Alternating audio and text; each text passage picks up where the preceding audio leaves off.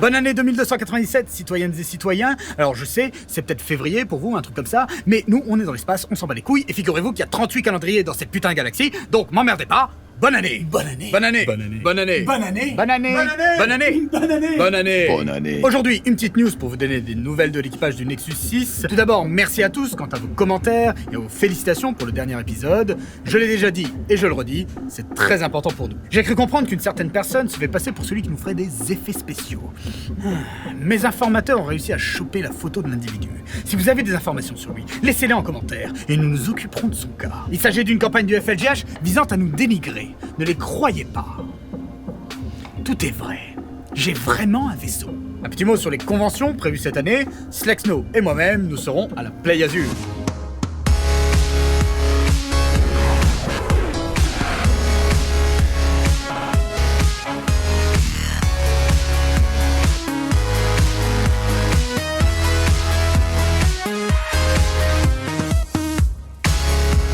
Ce sera les 18 et 19 février 2017 à Nice, donc venez nombreuses et nombreux, amis du Sud et d'ailleurs. Cyril, Slexno et moi serons à la Video City Paris les 8 et 9 avril 2017 également. Et en compagnie de Robin et de Slexno, nous serons également aux Intergalactiques de Lyon les 29 et 30 avril 2017. La bonne petite convention que cela. Cela va être du bon, mais oui.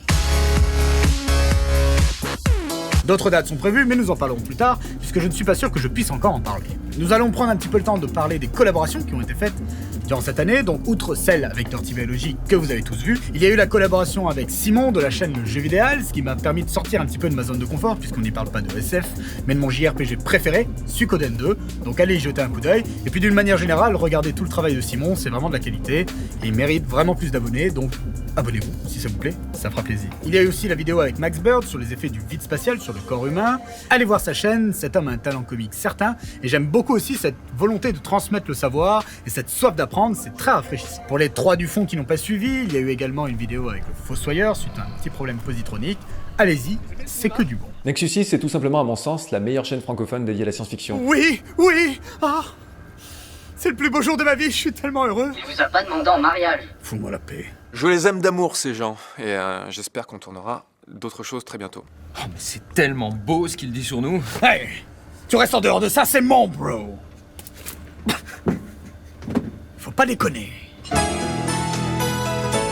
Bon bah voilà, c'est terminé. Au revoir à tous et à bientôt. Capitaine, tout le monde n'était pas d'accord sur le premier contact. Un avis? Ok, on y va. Beaucoup d'entre vous n'étaient pas forcément d'accord avec mon opinion concernant la scène d'introduction du film. Et en fait, je suis assez d'accord avec la plupart des analyses que vous avez postées. Le fait que le film soit construit comme un palindrome, que cet aspect de la non-linéarité du temps s'appliquerait au film lui-même, puisqu'en gros, ce qui ressort de vos commentaires, c'est que le film serait l'expression pure de la vision non-linéaire du temps de l'héroïne. Et que comme pour elle, passé, présent et futur se confondent, il n'y a rien d'anormal à ce que dès le début du film, on nous présente sa fille. Mais même si vos commentaires étaient vraiment pertinents, intéressants et tendraient à expliquer la présence de cette scène d'introduction, je persiste sur mon avis initial, qui est que le film triche. Car à mon sens, si le film est, pour résumer l'idée, une expression diégétique de la perception temporelle globale de l'individu intemporel qui est devenu Louise Banks, démerdez-vous avec ça. Eh bien, si c'est le cas, la condition sine qua non, c'est qu'elle soit la seule narratrice de l'histoire. Pourtant, lors de la scène d'ellipse de plusieurs mois que j'avais critiquée, c'est bien la voix off du personnage de Jeremy Renner que l'on entend. Qu'est-ce qu'il viendrait foutre là si le film est censé représenter la perception particulière de la linguiste? Du coup, pour moi, le film nous présente une narration tout à fait classique. Il y a cette scène d'intro qui est là pour nous leurrer, et qui, je le répète, est inutile, puisque le twist final aurait fonctionné sans. Puis le film se déroule selon une temporalité linéaire classique, entrecoupée de flash-forwards, lorsqu'elle commence à maîtriser l'heptatone. Voilà. Après, je le reconnais, le film, je l'ai vu il y a quelques temps déjà, il y a peut-être des subtilités que j'ai pu oublier et qui pourraient casser cet argumentaire, mais moi je reste sur ma position, vous l'aurez compris, et je voulais aussi réaffirmer que j'ai vraiment apprécié le film. Et encore, merci pour vos commentaires, je le dis toujours, le plaisir se trouve dans le débat. Tant qu'il est poli, correct, que les gens s'écoutent, échangent, parce qu'aujourd'hui, les gens, quand ils font un débat, en fait, ils ne discutent pas vraiment, ils essaient juste d'imposer leurs idéaux. Ils n'écoutent pas les autres, Moi, par exemple, je suis quelqu'un qui écoute vraiment. Et capitaine, vous avez... Ta gueule, Zarbut. Bon allez, c'est fini, soleil sur vous. Ouh non, c'est pas fini. Il y a un paquet de gens qui attendent que vous parliez d'un certain film, et vous le savez très bien.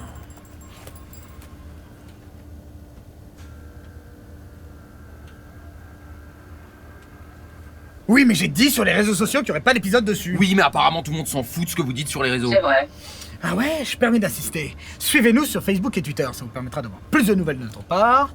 Vous pourrez aussi échanger avec nous, et j'y donne mon avis sur des trailers ou d'autres choses. Allez, bonne soirée! Non! Les gens souhaitent que vous parliez de Rogue One.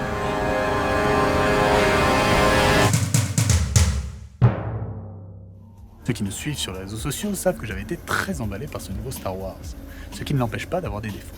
Déjà, j'ai trouvé que la construction des personnages était un peu ratée. Le passé délinquant de Jean, ou en tout cas son séjour en prison, aurait dû être davantage montré afin d'asseoir son côté rebelle.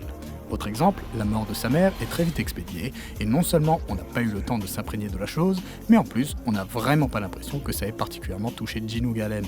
D'ailleurs, à part l'hologramme de Galen, on n'en reparle à aucun moment du film, et ce qui devait être un élément fondateur du personnage de Jean est en fait inutile, puisque c'est plutôt sur l'enlèvement de son père qu'elle semble concentrer son mal-être. Et au final, sa mère aurait pu ne pas exister, cela n'aurait rien changé. Et les autres personnages aussi sont introduits trop rapidement.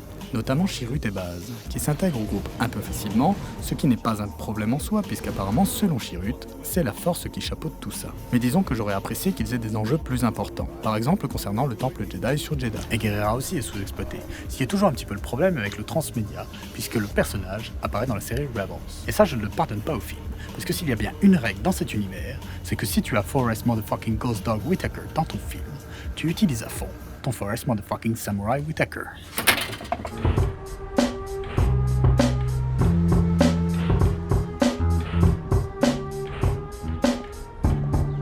Ghost Dog, power equality. I will see everything, my brother.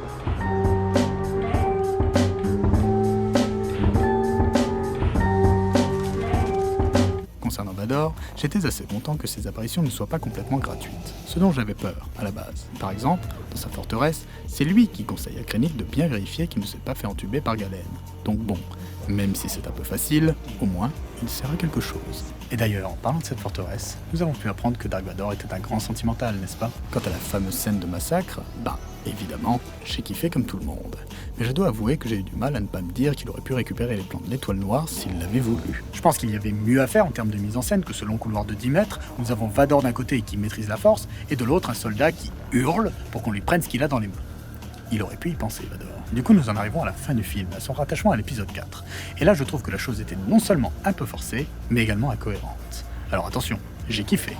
Mais, déjà, envoyer la princesse Leia en plein théâtre de guerre, surtout sur une mission aussi dangereuse, je trouve ça un peu limite. Ils auraient pu juste mettre son vaisseau en retrait, en observation de la bataille, et ce serait eux qui auraient reçu les données de l'étoile noire, par exemple. Mais bon, l'incohérence est surtout forte par rapport à l'épisode 4. Puisqu'au début d'un Nouvel Espoir, j'ai toujours eu le sentiment qu'on avait affaire à un vaisseau de l'Alliance qui avait été pris en embuscade par l'Empire. Sentiment renforcé par le dialogue entre Vador et un des membres d'équipage. C'est un vaisseau consulaire, en mission diplomatique, monseigneur. Si c'est un vaisseau plénipotentiaire, où est l'ambassadeur? Sauf que faut pas déconner, dans Rogue One, Vador il voit littéralement le vaisseau se barrer devant ses yeux. Je veux dire, c'est un peu gros quoi, il est pas con. Mis à part tout ça, comme pour l'épisode 7, même si tout n'est pas parfait, j'ai vraiment passé un excellent moment et j'ai juste eu envie de me laisser aller. Ce qui se fera. Et de toute façon, j'aime toujours quand les personnages meurent à la fin en se sacrifiant. J'adore ça.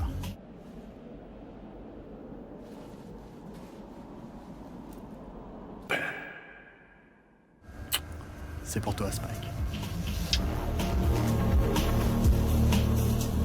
Pour conclure, je vous rappelle que nous avons donc un Tipeee pour vous permettre de nous aider à faire perdurer Nexus 6.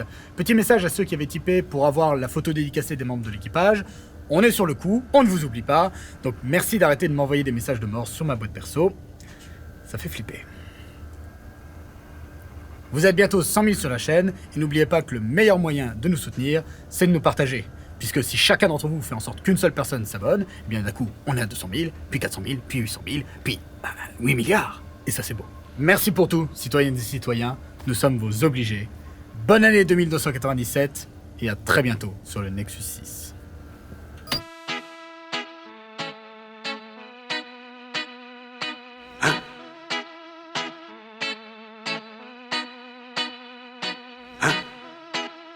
Vous vouliez une version longue? Je voudrais voir la galaxie, prendre un peu l'air. Zegema Beach. Dirais-tu d'une balade dans la couronne sidérale? Zegema Beach. Toujours rêvé d'y aller. Vous voulez voir la galaxie? Hein? Zege ma bitch. Tout est réglé. Est-ce que tu es devenu fou? Hein? Comment est-ce qu'il s'appelle? Zege ma bitch. Hein? On est trop sentimental. Oh, ça, c'est ce qu'on verra. Comment est-ce qu'il s'appelle? Zege ma bitch. C'est clair? Vous voulez voir la galaxie? Hein? Tu ne pars pas à l'armée, tu pars en vacances. C'est ma décision. Oh, ça, c'est ce qu'on verra. Hein?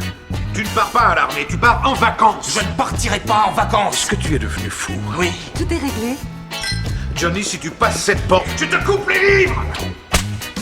Zege ma bitch. Hein? Tu pars en vacances. Vous voulez voir la galaxie? Hein? Zege ma bitch. Je te coupe les livres. Hein? Est-ce que tu es devenu fou? Oui. Eh bien, je l'espère. Hein? Et tu entreras à Harvard, de gré ou de force. J'ai besoin d'indépendance. Zege ma bitch. J'en sais rien. Oh, ça, c'est ce qu'on verra. Je te coupe les livres. Zege ma bitch. Je préférerais être flagellé en public plutôt que de devoir foutre en l'air toute ta vie.